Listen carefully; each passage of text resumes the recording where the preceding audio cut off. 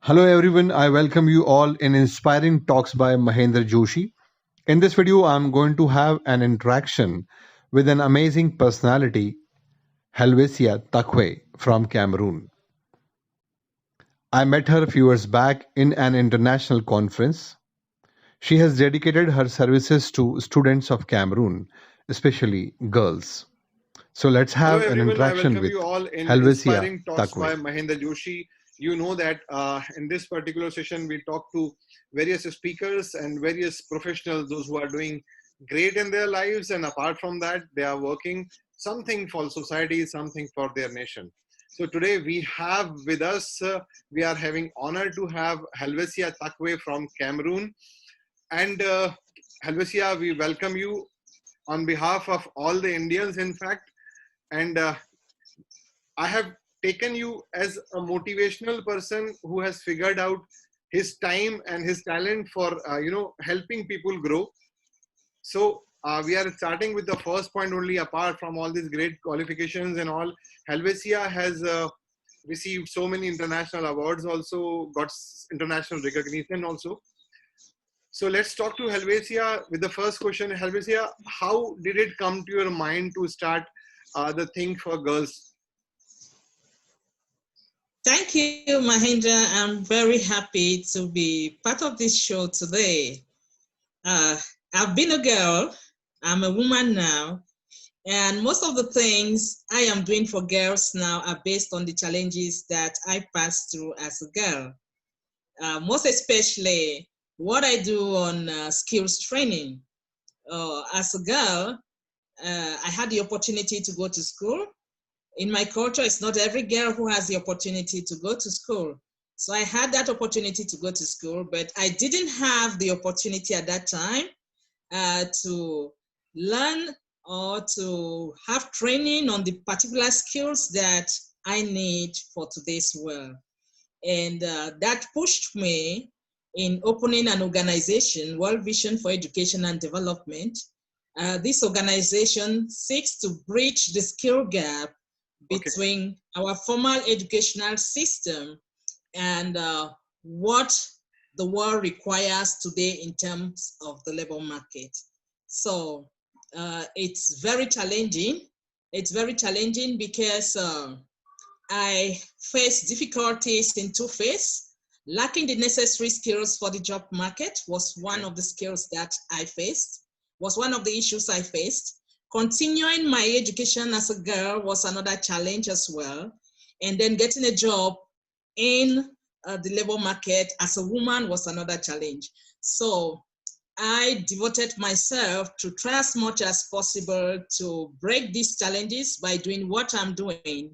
And I'm so happy that there are other organizations around the world that are actually supporting me to help bridge this gap by providing the necessary materials for trainings for girls and women.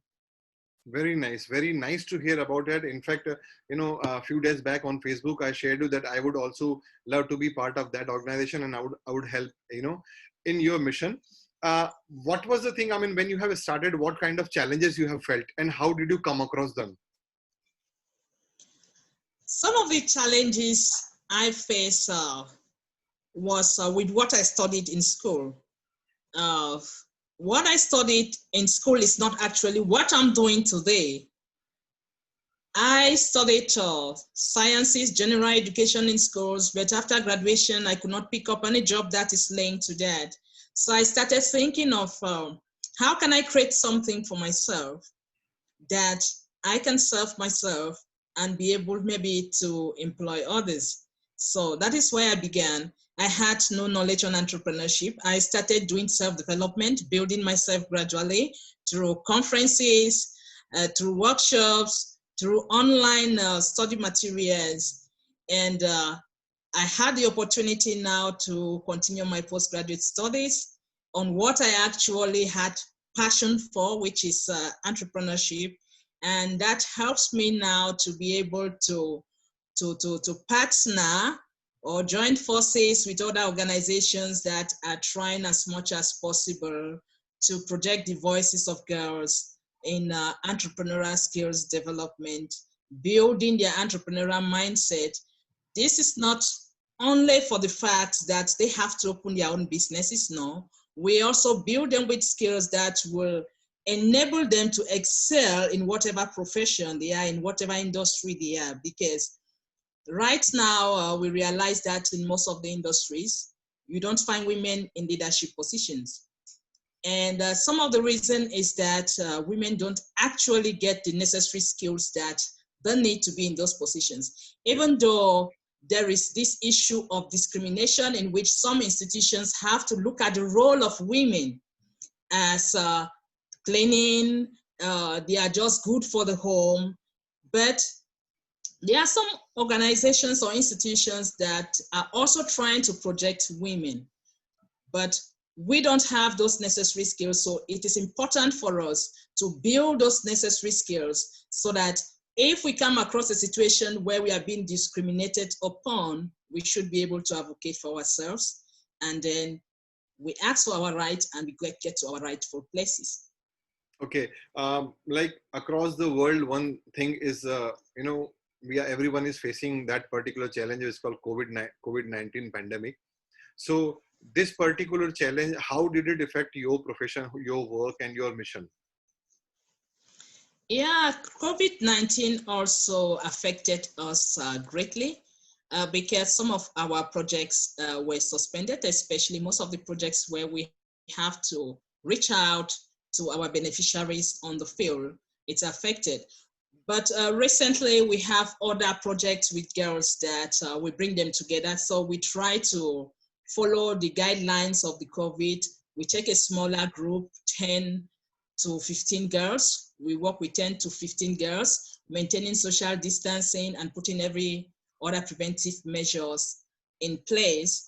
We are hoping that the situation of COVID will soon die down so that we can also progress with what we are doing, because the impact has really caused our programs to be very, very slow. But there are some of the programs that we can't totally give up, like the Girl Boss program that we are running now for our girls, building their entrepreneurial skills, leadership skills, digital skills, and confidence. I think it's, even though there is COVID, it's still necessary for them to have these skills, because they need to be able to sustain themselves in the future. And so we just need to follow the COVID measures and see what we can do to push our activities ahead. Okay, and one or two more questions to you, Helvecia. In fact, I would like to have a small series of questionnaire with you later on in the future videos. What do you think that what are the small nut bolts which can be worked, which you need to work on, not only you, but all the developing countries, where, all the girl students can be more improved, especially in terms of entrepreneurship? I am sorry, the line got cut off. Can you please repeat the question? I'm saying that what could be the main points which you find it as a blueprint, which could be implemented in the, especially in the developing countries where girls are required to be, lot of backup for what we can call as a, entrepreneurship development. Okay, for entrepreneurship development, first of all, we, in developing countries, especially as, when I look at economic opportunities, I realize that the society has tagged some of those opportunities as meant for men and meant for women. So this is something that we really need to do a lot of education on, to be able to build the confidence of girls so that they know their self-worth and their abilities. Some of them have those abilities that they can actually strive in some of those meant for men domains. But because the meant for men domain has got a lot of money in it, they don't want girls to get involved in it. So we are trying as much as possible to see that we also build the confidence of girls so that they should be able to identify those opportunities, get engaged in those opportunities, understand their values and their abilities, and be able to strive. One other thing is the emphasis on innovation also. Yeah. We also try as much as possible to bring in digital skills so that the entrepreneurial aspect can also be somehow innovative. But that's notwithstanding, there are a lot of challenges that also come with this. Challenges in human capital.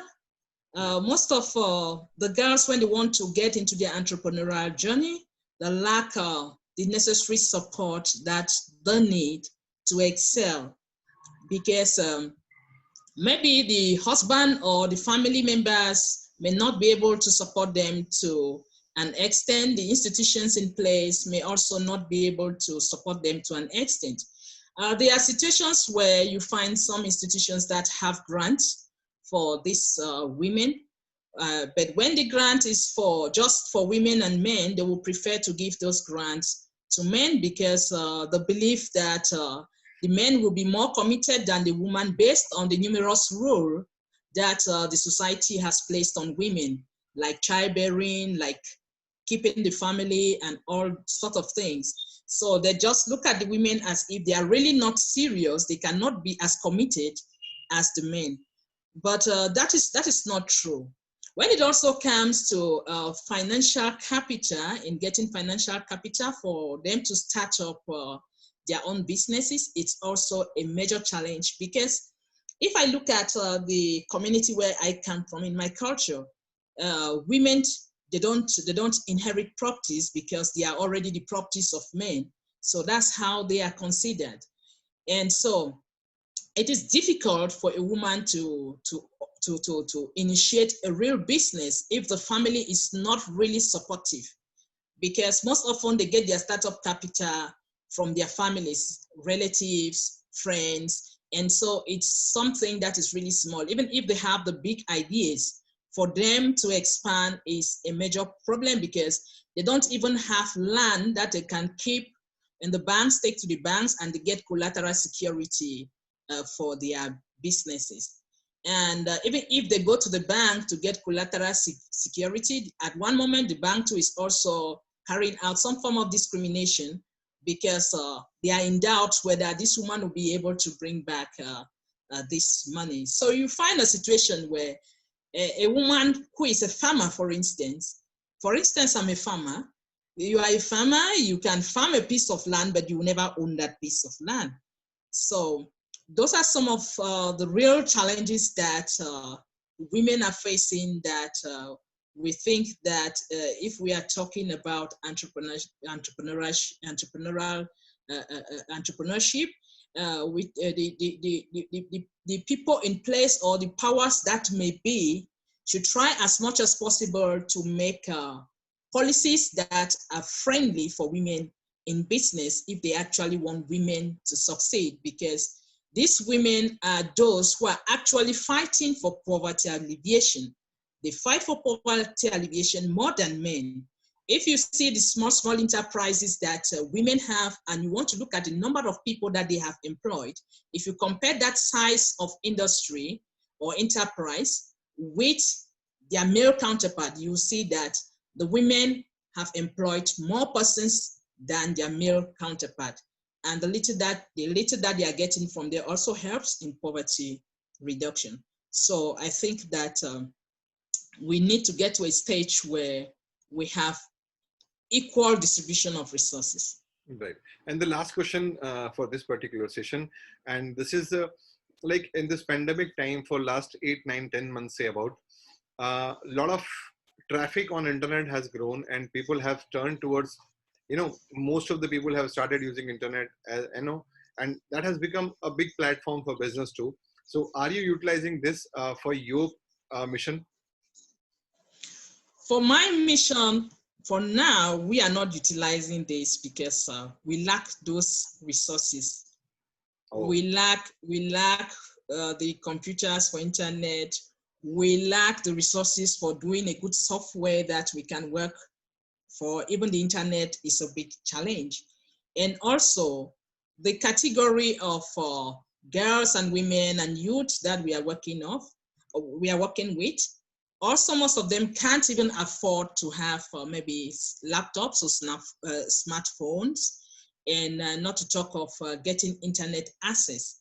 So it's still a struggle that we are trying to see what to do. It's a big challenge for us. Going digital is really something that is good, but still a big challenge for us. So we are still trying to see how we can work with other partners to do something and make something available, even though it's really challenging. We are trying to see what to do about that. Helvecia, really, I salute you for the efforts you are putting in these many challenges.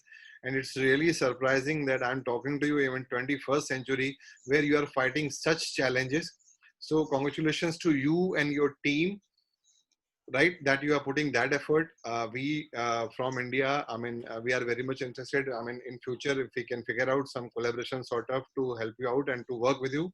So congratulations and thanks you once again for sparing your precious time to give answers of some of my questions to you.